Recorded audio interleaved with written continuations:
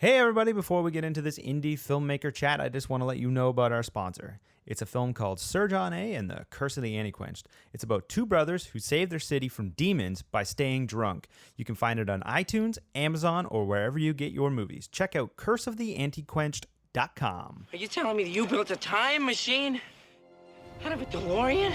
Welcome to the Raiders of the Lost Commentary podcast. Welcome to Jurassic Park. The unofficial commentary for your favorite Get to the chopper!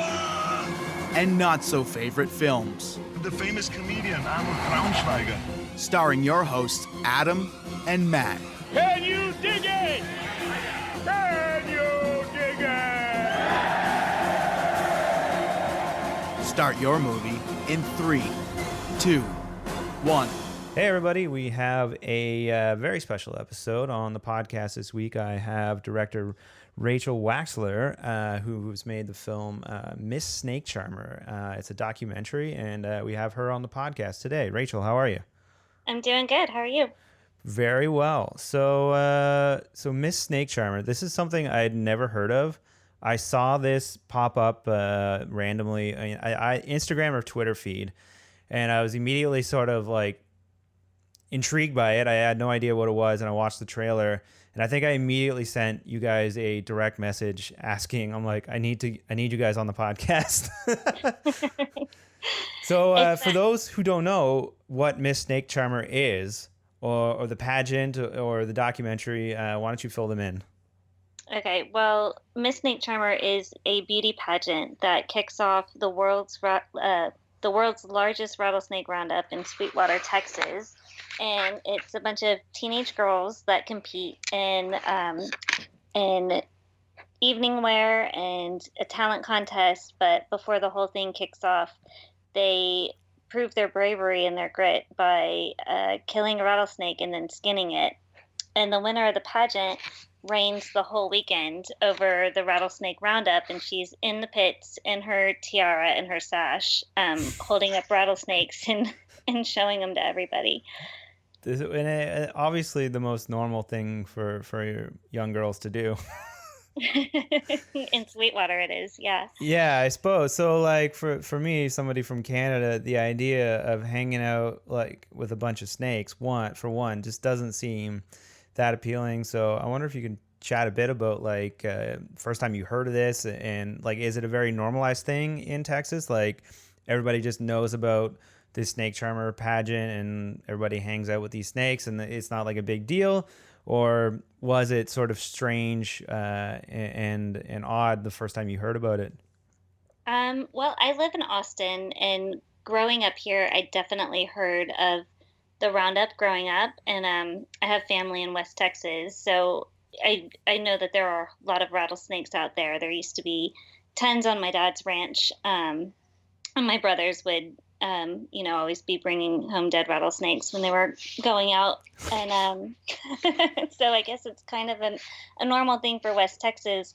But I first heard about the pageant when I was listening to a Snap Judgment podcast, and they had a short segment on the Miss Snake Charmer pageant, and it just sounded incredible. And it's all audible, so I couldn't see these queens in the snake pit in their crowns, and I just had to see it, and I knew it was something that everybody would have to see. So I'm guessing that's maybe where you got the idea to do the documentary from that, or? Oh yeah, 100%. And do you want to talk a bit about where that all started, and is this your first feature film, or? It is my first feature film. I'm a film editor, so I've been doing that for about 15 years, and okay. So yeah, when I heard editing's probably one of the better ways to go into the directing field. I feel like you know what you need to go out and shoot when you go do something. Did that help inform how you shot the doc, or?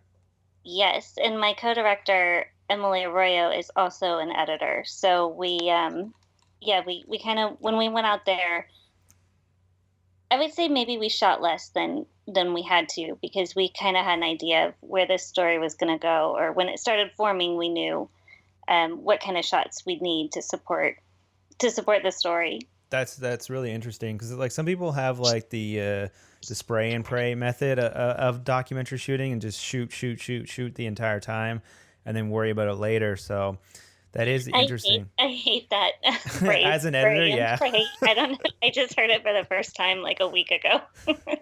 That's you're lucky then. You must be editing stuff that people actually take care and attention to shooting and not have to sift through hours of nonsense.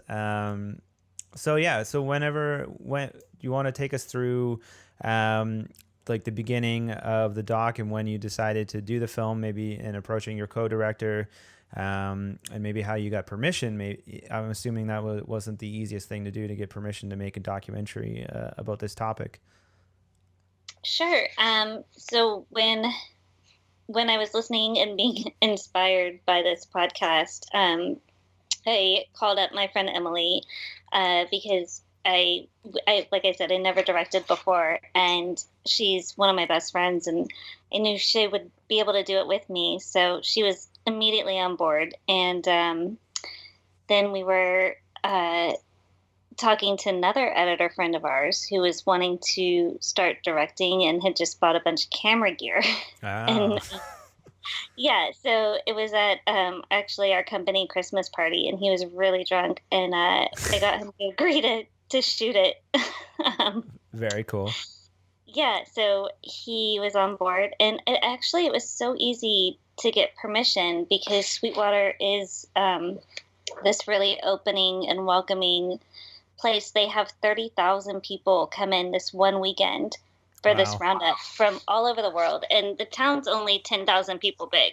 Yeah, so it's 4 times the size. Yeah, and if you look up anything about the roundup on Google, or if you just put it in, most of it's pretty negative. There's a lot of strong feelings about it, and but they still welcome everybody in, and they're like, this is our way of life. This brings in $8 million to our community. It supports the community for the whole rest of the year. It's this, it's this kind of hard-trodden town in West Texas, and they do have this crazy rattlesnake problem. So we wanted to show their side of the story and why they do it. Interesting. Yeah. So I'm assuming, I can only imagine the scrutiny, I guess, from outside people not knowing anything about it. So I can imagine that could be interesting, and addressing that in the doc and trying to tell them to get permission to come film that you're not going to make some type of smear campaign, so. Right. And when we finished the film, we brought it back to Sweetwater and we showed it to them in the theater that the contest is held in. And they loved it, and they were really proud of it. And they told us, we always worry about when we invite people into our city, what they're going to make with everything filming. And so that they felt that we had portrayed them correctly. So you're an editor in the business. You've been editing for the last 15 years. You want to talk a bit about how you got into the film industry and some of the origin story of that, if you will. Yeah, I went to UT. I was an RTF student, and UT I had to means something very different in Canada. It's University of Toronto here. Oh no. Okay. Well, I went to the University of Texas in Austin.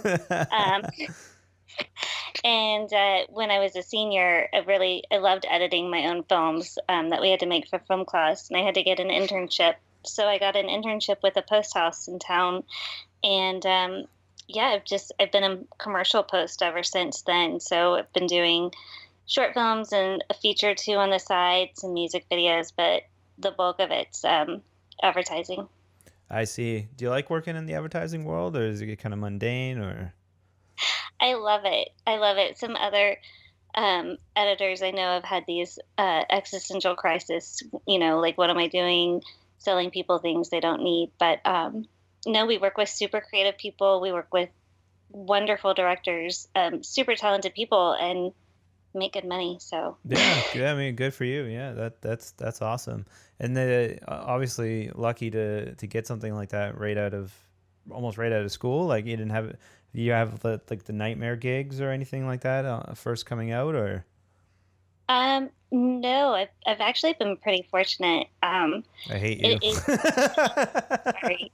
I know. I mean, it was a cushy place to land. I feel like in advertising, and there's not a lot of women in it, so it was always kind of an asset to be the token female. The I token guess. female in the Yeah, office. yeah. So yeah, so I assume that helped out a lot having edit bays and an entire post facility to work on the documentary. Did they allow you to use some of the facilities on site, or?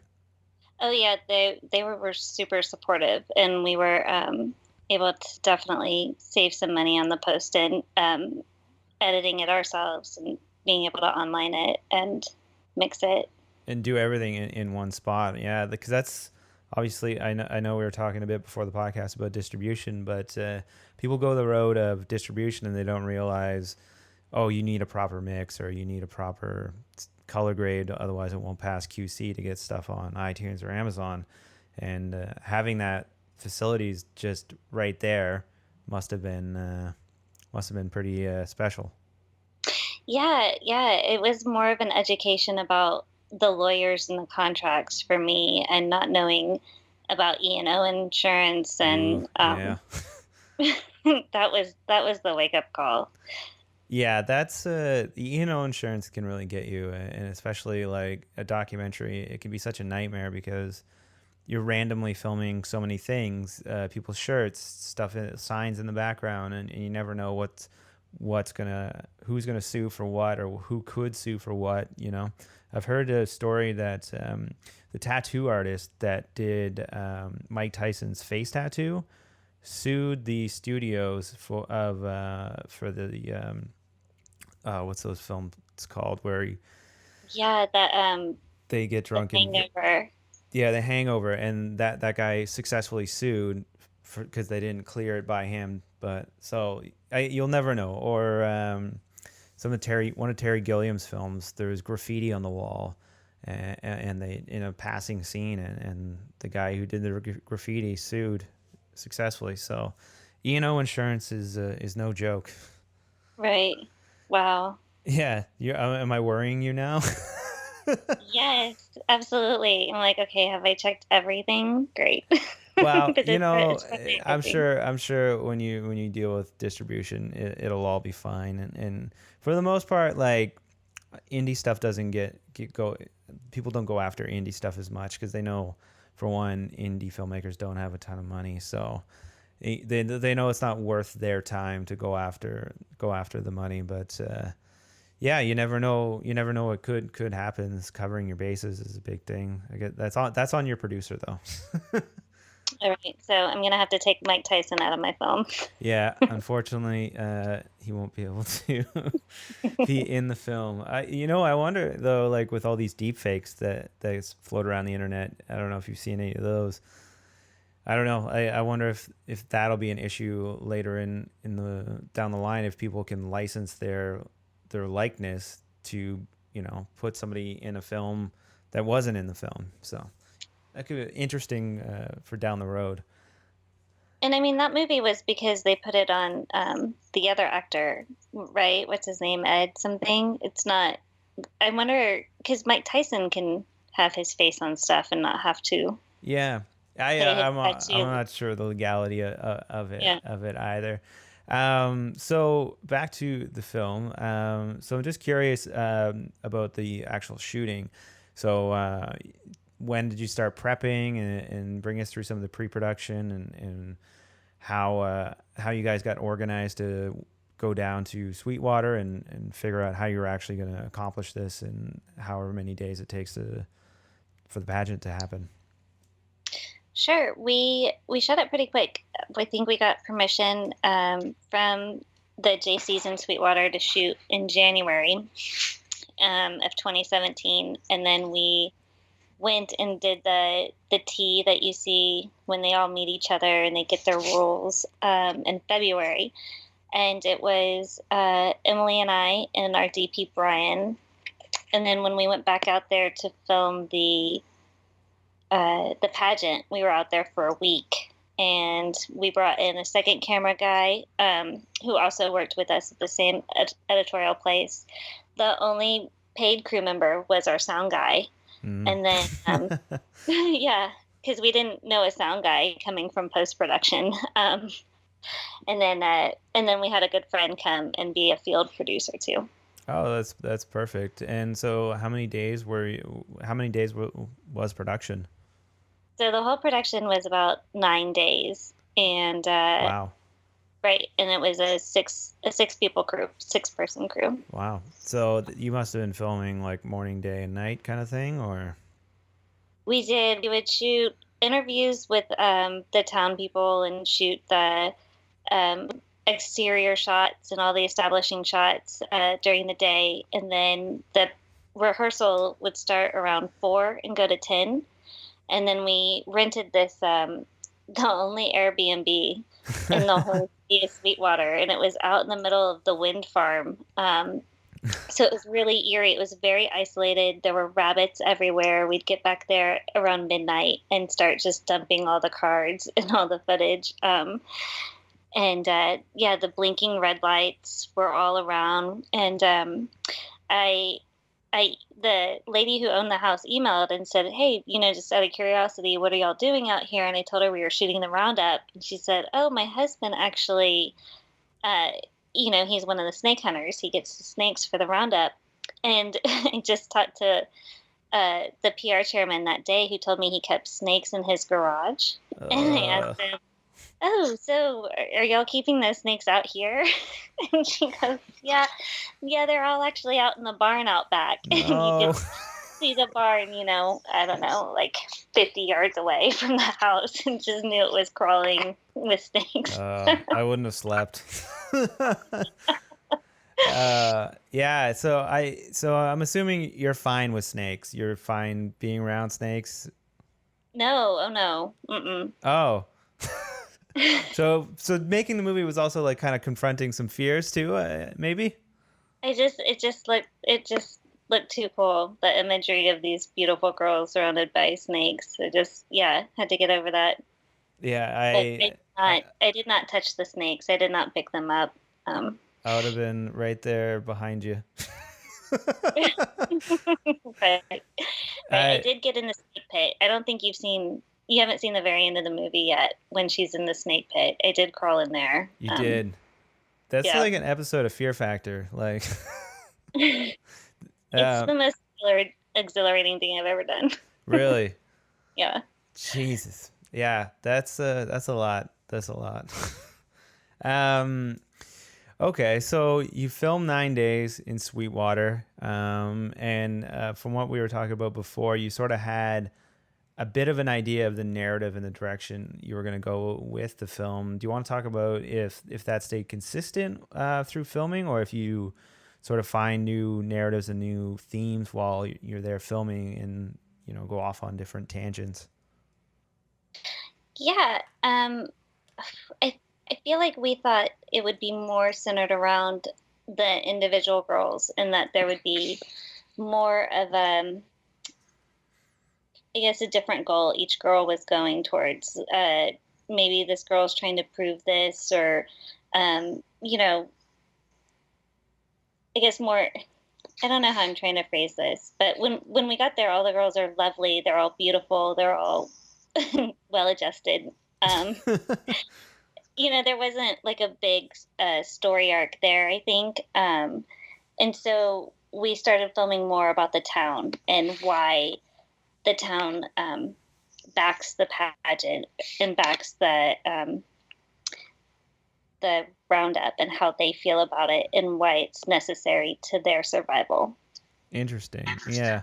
I'm trying to think of things like equivalent things that happen around where I live, and there's honestly nothing like a snake beauty pageant around where I live.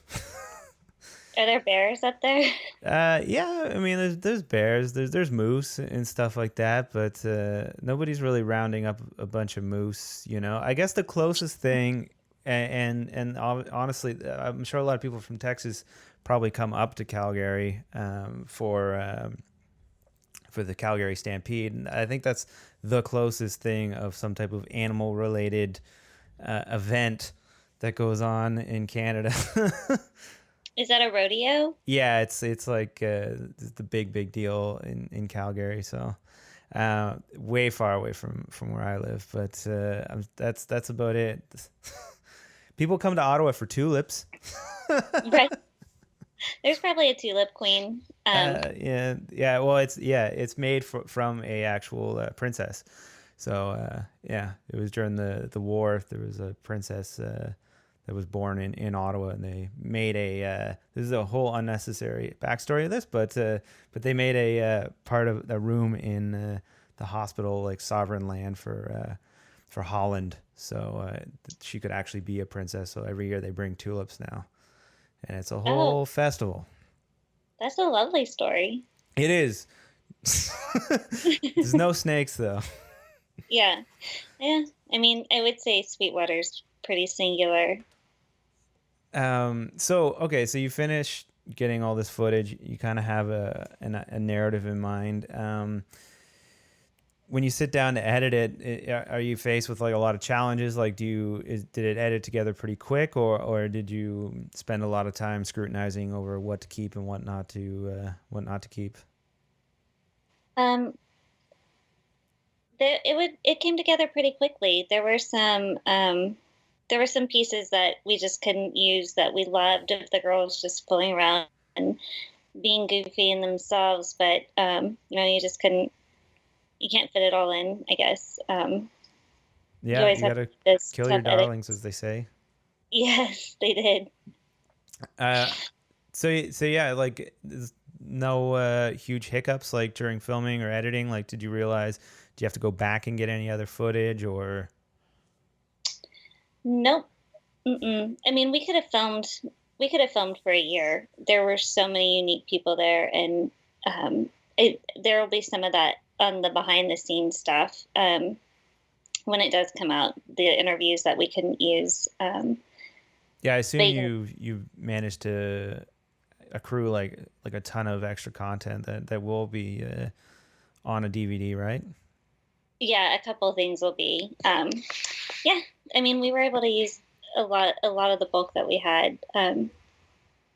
Well, yeah, we're just happy with how it turned out.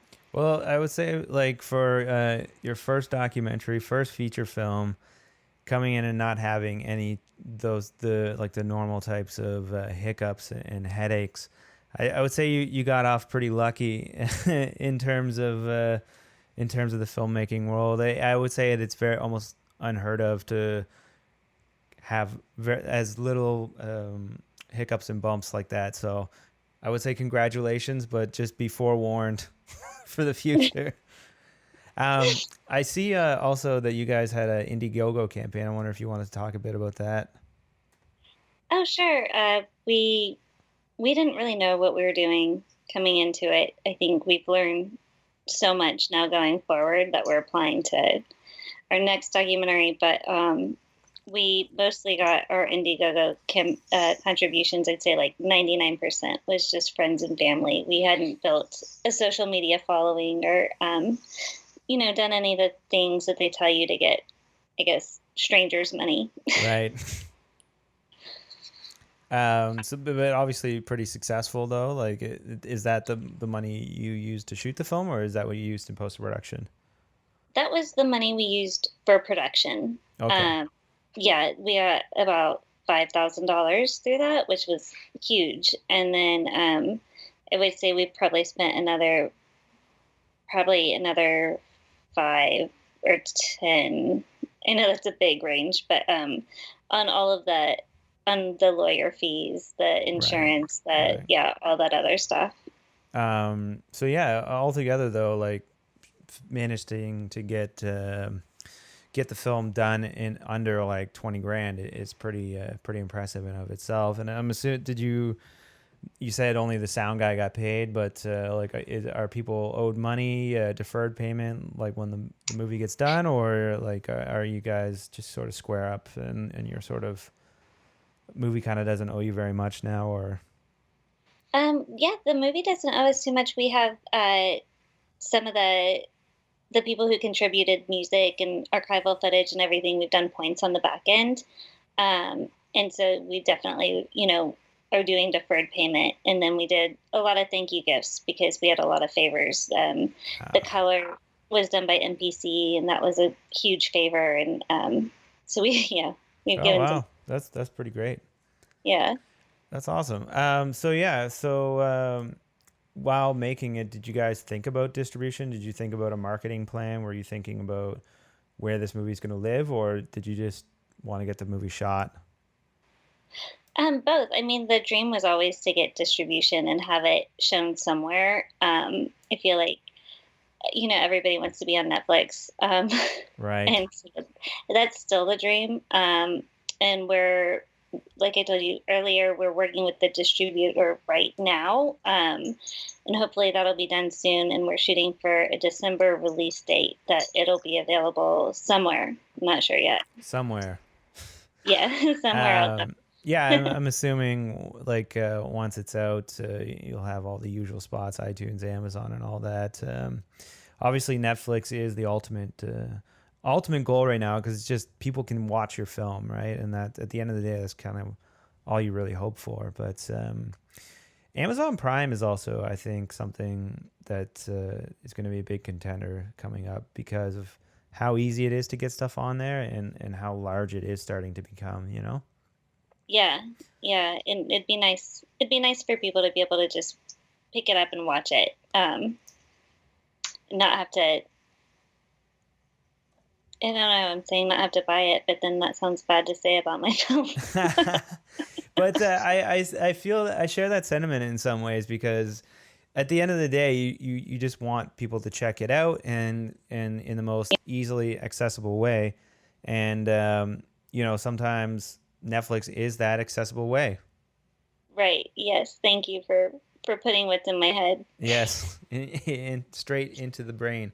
But yeah, like I struggle with that as well of where to put content and even if it's as simple as like a small show or a cooking show or a skit or something like that, and there's so many options of Facebook or Instagram. And should you make an Instagram cut? Should you make a TikTok cut now? Like since that's become a thing, or like Facebook has all these algorithms. Do you have to make a 3-minute cut for Facebook or a 1-minute cut for Instagram? So at the end of the day, just wanting people to check out the content and get as many eyeballs on it as possible can be spend a lot of time thinking about it. Right. Yeah. So you finish post-production, you have a finished product. Do you want to talk about like once it was done, like your thoughts on like what are we going to do with the film? Like how are we going to bring this out of the world? Was a festival circuit like kind of the first thing you had in mind, or? Mm-hmm. Yep. We started submitting to a bunch of festivals, and I would say we've gotten into like, I don't know, maybe 15% of the ones we've submitted to. It's been very hit or miss, but we just got into Austin Revolution Film Festival and won Best Doc. We won Amazing. Best Doc. Thank you. We won Best Doc at the Bare Bones Film Festival, and we opened up the Sheridan, Wyoming Film Festival. So we've gotten a lot of love from the festivals that we've gone to, which has been amazing. And just listening to people watch the film and laughing and enjoying it has been wonderful. Because I think, people go in there hating snakes and kind of being scared of what it's going to be. And it really is, just this sweet story about these girls, these funny, beautiful, smart girls. So I wonder if you could maybe elaborate a bit about some of the festival experiences so far. Like, obviously, you said you've worked on some short films. Have you experienced going to some of these short film festivals or festivals in general? And I guess what has been your experience, good or bad, with festivals? Well, previously, the short films that I did, they had gotten into festivals, but I'd never gone to them. I'd never been there I guess I wasn't more invested, other than just being the editor of them. I didn't help create them, I guess, it was Yeah. more like a job. So this was our first time really doing the festivals, and I've gone to South by a bunch of years because it's in Austin, South by Southwest. Yes, yes. And I really like these smaller festivals we've gone to because you meet so many people and you meet the indie filmmakers and you're kind of all in the trenches together, all just living to make this art and doing it, run and gun and on your own. And it's a lot of cool people. Well, that's good. I struggle sometimes with film festivals myself because I'm like, at the end of the day, it's just like some fancy laurels on a poster, But going to the festivals is a whole other experience, and actually getting to, interact with people that watch the film and interact with other filmmakers can be pretty great. But I know you were saying, like, you got into about 15% of the festivals that you submit to, and honestly, that sounds about on average pretty accurate. And it's tough because I don't know, I get sort of sour about it sometimes because you pay to submit, $20-$50, and then if it gets in, it's kind of, in a way, sometimes it's on you to try and promote your screening. The festival will do a bit, but if you really want to sell out or do something big, you got to maybe invest some time or money or energy into getting butts and seats. And then they charge money to get into that festival, and in some festivals will give you dividends, but others don't. And I don't know, I feel sort of sour about it sometimes. Like we're working, and they wouldn't have a festival without our content. So Yeah, I think that's where it goes in with meeting all the other festival goers, is then you see their films and they see yours, and it's not quite such a hustle. yeah. And it's building that community. But yeah, I completely I hear you. And there's some kind of sketchy festivals that I encountered on Film Freeway that have asked us to submit and given us discounts, and then we get in them, but I don't know if they're real or not, or if, like you said, if it's just for laurels. Yeah, Got into this Rome Film Festival, and it's like, are we going to Rome? And we can't get a date or a place where it's showing from them, so we don't know if it's a real festival. that's strange. Is that the Oneros thing? Is that thing? Is it what? Oneros? Is that thing? No, I think that's something else. That's something else. I don't know, because every now and then, like, yeah, I think it just must be software that sends out stuff like that. But like, oh, submit your film and get X amount of whatever cost off on Film Freeway. I sometimes do wonder if some people are running scams on there. So I usually try and check all the comments and research it a bit before I submit to something to make sure it is an actual real festival. But I don't know, Film Free. Like, I remember, like, Film Freeway is great now because obviously you can submit all digitally. You don't have to actually submit a paper and DVD thing, because I remember submitting to TIFF like a long time ago, and you actually had to fill out almost like 20 pages of an application and mail a DVD in, and the DVD had to be a specific format with time code burned in and all this stuff. So I think just the way that, like, technology is simplified and democratized things, it's pretty great. But yeah, it comes with its caveats. Right, yeah. No, it's so easy to submit. You just have to write a letter that, it really doesn't matter. I've submitted without writing any letters and gotten in. Yeah, I sometimes wonder if they read that, because I've done both too. And like, I spend some time reading about the festival and then actually write out something where I feel like, like, oh, this film I made is like a good fit and for these reasons. And then, gets like accepted, but then you submit to something else and with no letter and you get accepted. So I don't know. I sometimes don't think they're actually reading stuff. Right, or it doesn't matter if you're a good writer or not. It's how good your film is. That's 100% true, right? So if they like your film or if they don't like your film, or who's watching. So, do you want to talk a bit about the strategy and marketing, and like obviously you're coming into distribution, and have you guys thought about how you're going to market this film yet, or? No. Not at all. No. No. No, we need to probably start thinking about that. Because it's, I'll tell you from experience, it is a daunting task to figure out how you're going to get attention to it. I mean, it helps that you already have this pageant and all these people that are a fan of the festival as is. So you already have that as like a jumping off point, which I think could be helpful, right? Right. Yes. And I got an email the other day that kind of was,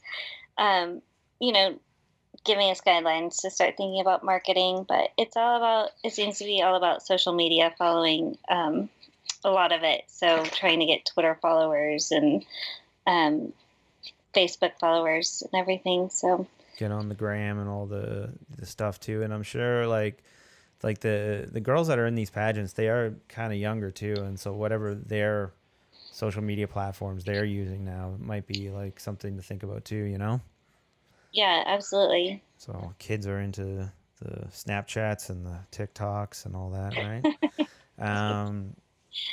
But yeah. I just learned what TikTok was a week ago. What's that? I just learned what TikTok was a week ago. Yeah, I think it was a month ago for me too. I very much despise social media. Like I don't put too much personal life out there. But it is like a tool, like, you know, you inevitably have to use as a filmmaker. It's amazing and it's daunting all in of itself, because you can get access to all these people and you can put stuff out there. But unfortunately, there is just so much stuff out there in the world that it's a tiny like pin in the ocean that you're trying to get people to take notice of, you know? Right. And there's an art to it. Yeah, for sure. I'm sure it's a bit of luck too, which you seem to be full of in spades, seemingly with how the film was shot. So I'm sure once you guys pop this out, it'll go well. But yeah, getting stuff out and getting eyeballs on it can be tough. And I mean, like I was able to find you guys through social media, but I do search a lot of indie film hashtags and whatnot to look for other stuff that's out there and try and network with other people. But there is of the hours I spend working on that every week, there is a lot of stuff that I don't remember at all, right? So right, yeah, it's very time consuming. Yes, you have to put in the time. Yeah. So I guess what's next? Like where does this go next for career wise? Like, are you hoping to make more documentaries in the future, or? Well, we're pivoting now from snakes to sharks. So all the dangerous animals. Yes, we're the Dangerous Animals Club. But we just started shooting. Actually, it's not short.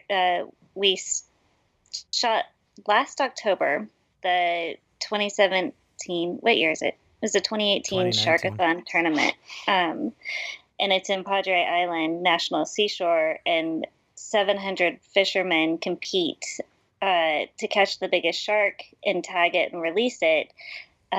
It's all for research, and they have to do it from the shore. So they kayak these huge pieces of bait out into the water, and then reel the shark in from shore, and the winner gets $20,000. That's it. So that's it. Yeah. So we've started filming that, and it's crazy. It's wild, and there's a men and a women and a kids division. So a kids division. Mm-hmm. Yep. For sharks. So, yeah. They're nuts. It is nuts. There's hooks on the beach, these huge giant hooks. There's sharks flopping around on the beach, and then you have to release them into the water. So you're still putting them in the water, making sure they're getting off okay. Yeah. So there's wow. It's fun. Wow. And then how'd that all come about?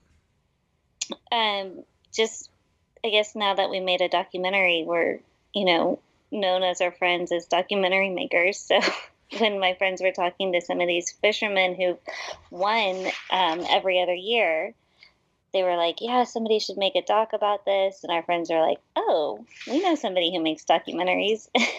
And then so it just sort of, came together from that, I guess, right?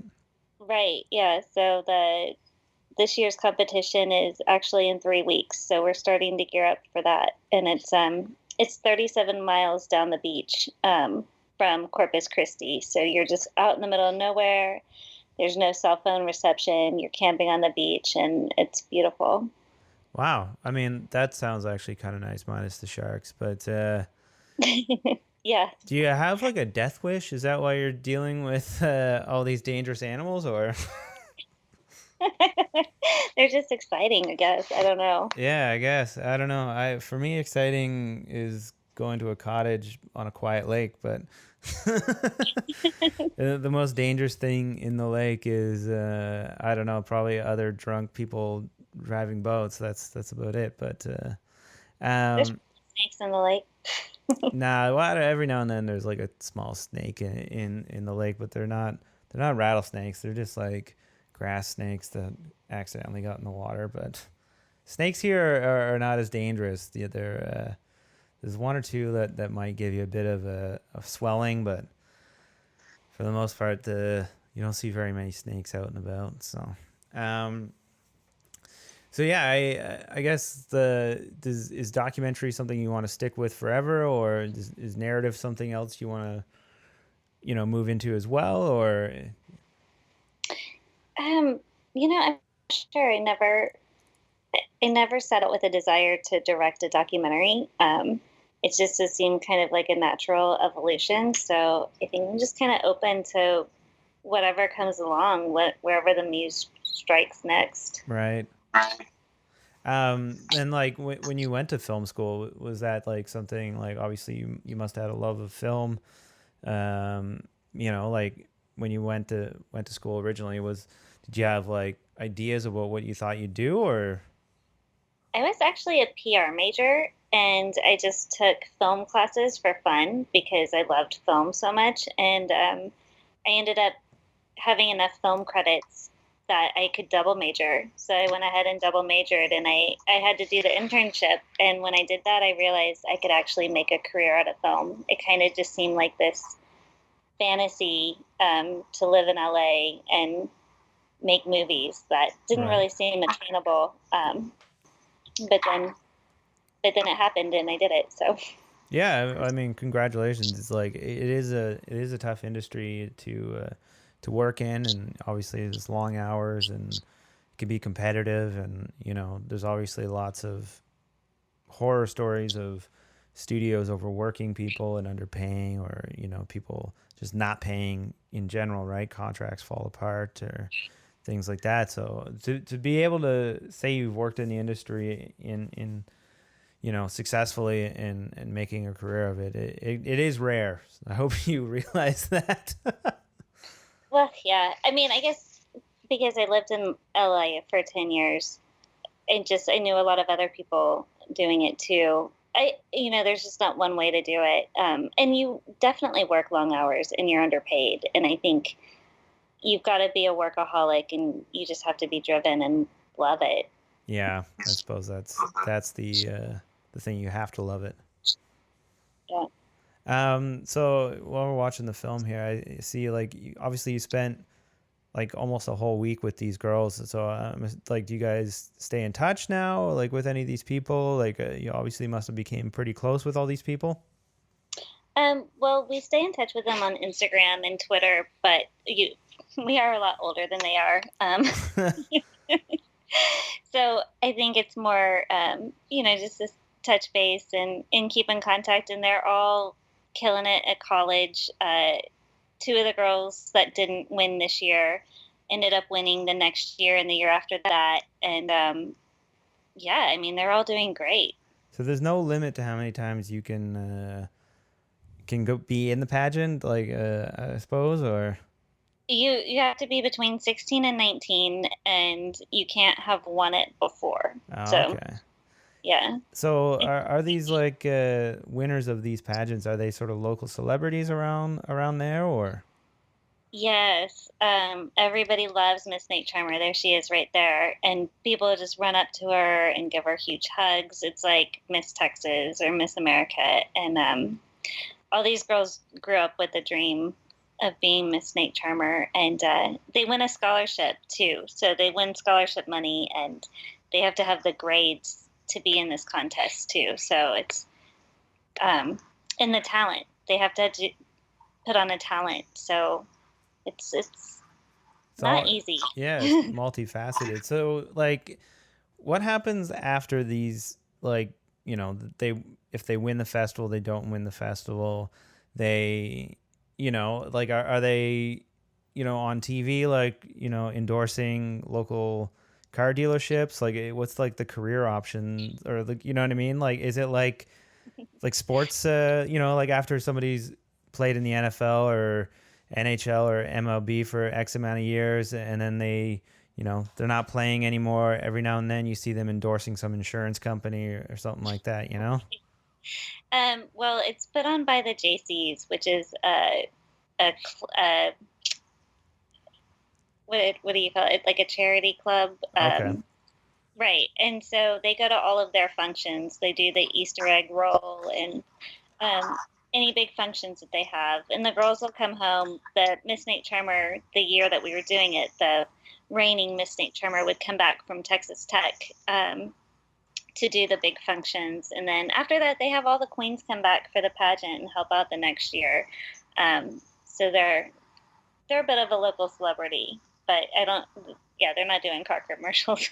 No, maybe a little beneath them. But I would also I think maybe a follow-up film, like 30 years down the road, you follow up with them and see where they are later in life, Yeah, and actually we used some archival footage from a film. A director here in town, Gretchen Stolce, made a film, I want to say like 25 years ago, and the winner of her film is the vice principal at Sweetwater High now. So, wow, they're still in town, yeah. So there's obviously this has been going on for, I think, was it 50 years? Did I read that correctly? That's right, yeah. So yeah, I think that is kind of amazing in and of itself, but it also sort of makes sense that something so strange started a long time ago. I feel like now it'd be harder to start something like a snake charmer pageant. Yeah, I think it would be hard to start a roundup now too. It's super controversial, and there's PETA come out there and protest, and I think it wouldn't start nowadays. I suppose it would have not, had to start. No. Yeah, I suppose PETA is all over this thing, every year. They weren't there the year that we came, but we had heard stories when we were in town about when they'd come and how mean they'd been to the queen. And you have to remember, these are 16, 17-year-old girls. Yeah, they're and just kids. Right. They just went after her on social media and like calling her horrible names and like really bullying her. And jeez. Right. And yeah, they're children. Yeah, that should be, yeah. That's strange to me that PETA goes that hard in the paint at people. But, I mean, I don't really give a fuck about snakes, so it doesn't bother me. So, but, I mean, if they were like killing and skinning like baby rabbits, maybe that would get shut down a lot quicker. But I guess it is kind of interesting though, like because snakes are, one, dangerous, two, like I think you were explaining earlier in the podcast that there is like just a overpopulation of them in the area. Mm-hmm. So, right. So I can see like your average person doesn't usually care too much or empathize with a snake, right? Because it's a snake. Right. Yeah. I mean, I don't know. It's one of those things where it didn't really matter what our opinions were on it. We didn't want to put our opinions on the film at all. We just wanted to reflect Sweetwater and tell the story of this town and the history. And this is going on here, and this is why, and who these people are, and it's not us to judge. Yeah, and I very much appreciate that sort of angle of documentary filmmaking, because so often, like, you can tell, you watch a doc, they clearly had an agenda going into it before they even shot like a frame of film, you know? Oh, right, yeah. I hate to feel preached at. Preached at, that's a good way to put it, yes.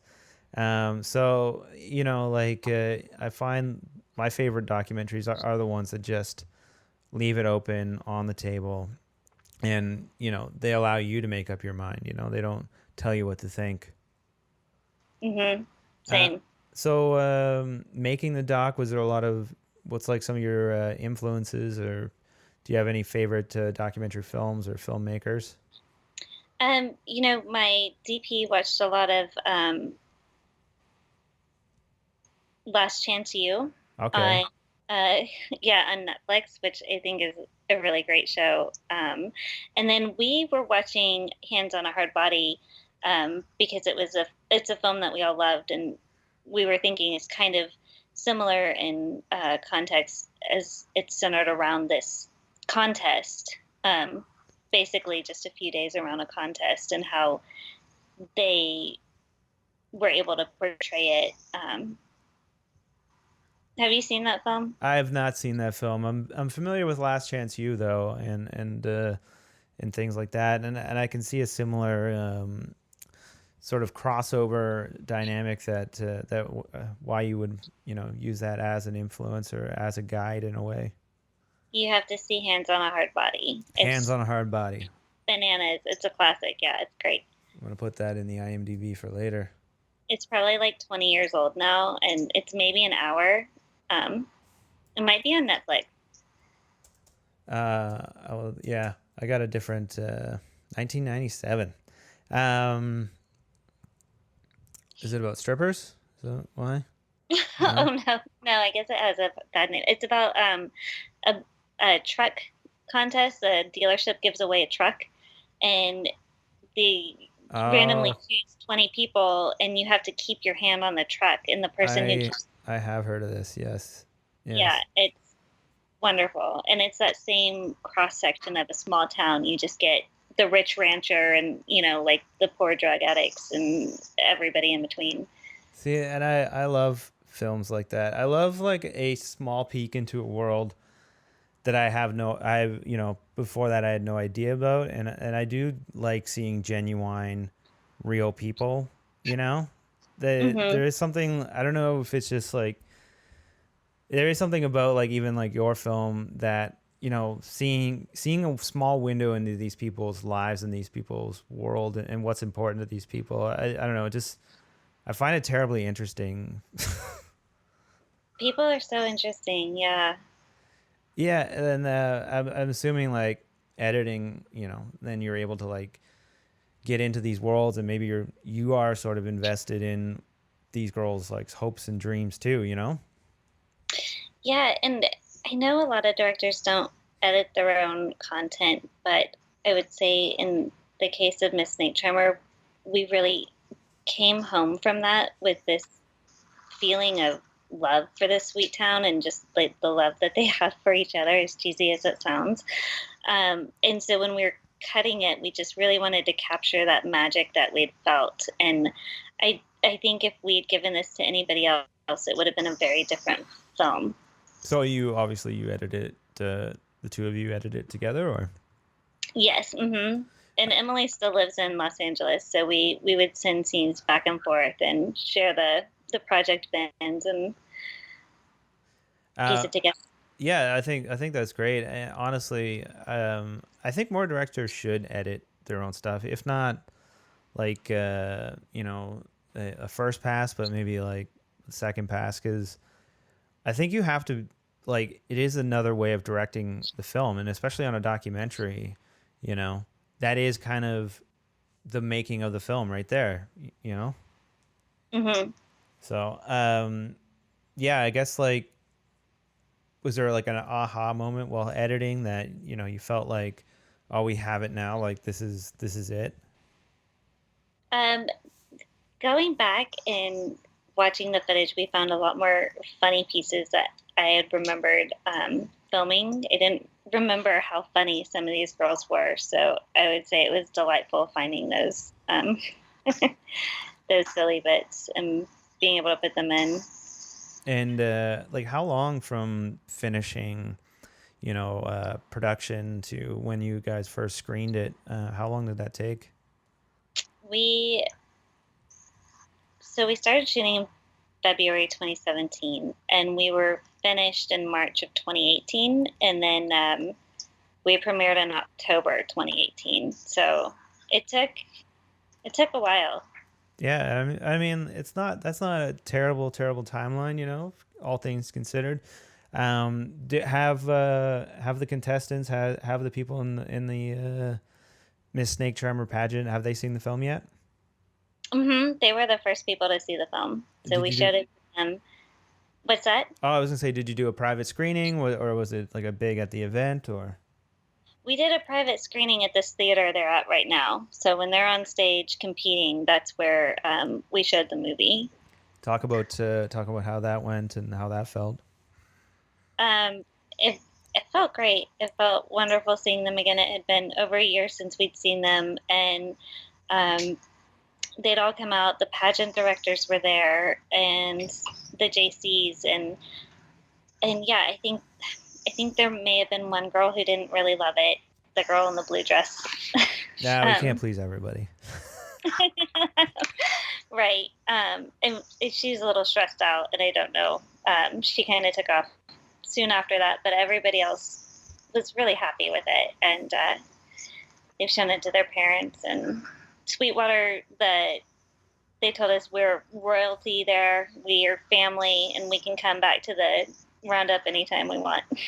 That's good to know, and that must have been a good feeling to know that you hit the mark really well with that, It was very rewarding. We felt like we'd done our job. We told their story. When you went back, did you have to stay at the same sketchy Airbnb, or? Oh no, it wasn't sketchy at all. It was lovely. I don't know. There's snakes in the barn. That's sketchy enough for me. No, yeah. I don't know what would be sketchier, if there was another, like, if there was humans in the barn just hanging out, or if snakes are sketchier. Somehow snakes might still be sketchier than people hanging out in the barn. Maybe if it was snakes hanging out with people in the barn. Maybe, like they're buds. Yeah. It's still a very strange thing for me to wrap my head around, the idea of this whole thing. So I'm assuming like snakes and being around snakes has been just normalized for these people, and it's not like, is there like an animal that they are afraid of? Did that ever come up in the doc? No. I mean, I would say most of them are still afraid of rattlesnakes. I mean, the JCs aren't. They know how to handle them, and they're all about education and telling people how to stay away from them and what to do if you encounter them. But yeah, you don't want to get bit by a rattlesnake. I'd always thought that maybe you just go to the doctor and get a couple shots and you're fine, but you're actually in the hospital for over a week, and antivenom is crazy expensive. I want to say like the people that have been bit have been in the hospital for a week in terrible pain with $200,000 doctor bills. So right, yeah. I mean, yeah, it'd be a long, painful flight for me to come back to Canada to get my to get the free healthcare. But yeah. Yes, yeah, you might not make it. So. No, I might not make it. But have I guess like some of these pageantees must have been bit, right? Like over the course of the years of the pageant happening, or? No, the Miss Snake Charmer's never been bit, and people at the festival don't get bit either. They're very safe. They're all about safety. Jeez, that's very lucky.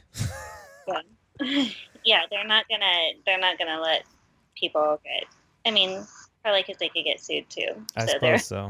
Did you have to do any type of like for the crew? Like, I'm assuming did you guys have to do any type of training, or like was there like a orientation day, first day of shooting, that like you got to learn how to deal with these snakes, or like where's the danger zone of dealing with, snakes? Well, when we went out there during media day, when they're skinning the rattlesnakes at the beginning, they have the snakes right on the ground near you, and the JCs are there with their the snake sticks, I guess, and they're keeping them away from It's you the technical and term.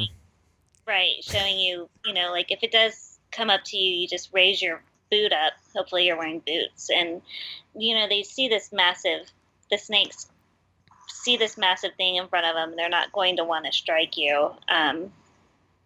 You'll see in a minute the snake pits. When we get in the snake pits, they're not wanting you to put your hands below your waist because that's in striking distance. Ugh, Yeah. that's intense. So the rest of the crew, like, were they fine with snakes, or were they kind of like, did you have to like sell them a bit on it? Like, okay, we're gonna go to Texas, Sweetwater. Oh, cool. And we're gonna go film this beauty pageant. Oh, cool. But there's gonna be a lot of rattlesnakes. And then we're like, that's a hard no for me, or No, everybody was really into it. really, eh? Yeah. And I think they do a good job of making you feel safe while you're there too. Like you have these people beside you, these snake handlers. You're not gonna be in trouble. I think there was a little trepidation by Brian Long, our DP, about getting in the snake pit at first, but once he saw me do it, he was all on board. Is that something like you had to do like yourself to get in the snake pit to convince the DP to do it, or No, I just wanted to. you just did it for for yourself to experience it? Right? When else are you ever going to be surrounded by 1,100 rattlesnakes? That was In my terrifying. worst nightmares.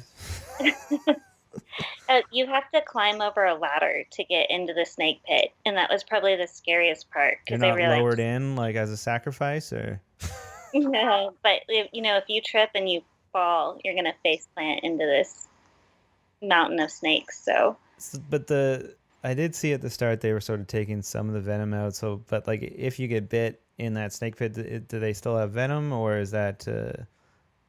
yeah, so that they have this. They all go into that snake pit at first, and that's kind of where they keep them. And they start. I don't know if they're sorting them or what, but they dump them all into this huge snake pit, and then they start taking some of them out to take them over to get weighed and sexed and measured, which all goes into the Texas Parks and Wildlife database. And then from there, they go and they have their venom milked, and then they go and are beheaded and eaten and skinned, and they use every part of the snake. They sell all of the snake for meat or for the skins and What the snake. did you eat snake? We did eat snake. What snake tastes like? It's like rubbery chicken. It's Rubbery not very chicken. tasty. Yeah, it's not delicious. I would They try fry it. it. I would eat it. I would try it, but I don't know. It'd be different. So that's what they keep the snakes in, those boxes right there. And Oh. there's truckloads of these huge, like just thousands of snakes coming in. Oh, they're all falling into the pit. This is the part I didn't see. Yeah, that's the pit that we stood in. That is terrifying. That's just like a pile of snakes. And they're like sort of fine living in piles like that? No, they don't live in piles like that, and they have to stir them so they Stir don't the crush snake pit? them. Yeah, so somebody's there at all hours of the night stirring the snake pit so they don't get crushed. Oh, gross. That's like somebody's job. Like, what do you do? I'm the guy that stirs the snakes. Yes. Yeah, he's actually he works the snake pit. So they each have their own pits. Like this guy right here has the milking pit, and there's a hierarchy to it too. So you'll have a pit for however many years, and then it'll kind of go to the guy you've been mentoring or the girl. Right. So like it's like a internship or a this machete too thing, like the cutting off the heads with the machete, that's something else. And then they have that wall behind her where they put the bloody handprints. Oh, wow. That is so interesting. And then they sign it. And then do they have like walls from years gone past, or? I don't know what they do with the walls. I was wondering that too.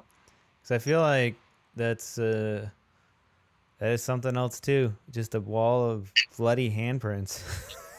So there she is. That was the shot I had to see when I was listening to the podcast. Right. And then there's that guy stirring the pit. Yeah. So that's the film. So obviously snakes. I don't do well with snakes. Obviously, you can tell by how distracted I was there at the end. But we appreciate you coming on the podcast. We'd love to follow up when the film does release, and we are very curious to know what happens with it. And we wish you all the best. I don't know if you want to let people know where they can find out about the film a bit more and keep track of it for when it does come out. Yeah. So you can follow us on Twitter. It's Snake Charm Movie, and our website is misssnakecharmermovie.com. And we'll be sure to tag all that as well when we put it out. But yeah. Great. Well, thanks for having me. This is fun to talk about it. Yeah, of course. And we are very much looking forward to seeing where this film ends up. All right. Thank you, Adam. That's it, man. Game over, man. Game over. Thanks for listening. Be sure to subscribe, rate, and review the podcast. And be sure to follow us on Twitter @Lost Commentary, on Instagram @Raiders of the Lost Commentary, and like us on Facebook. I'll be back.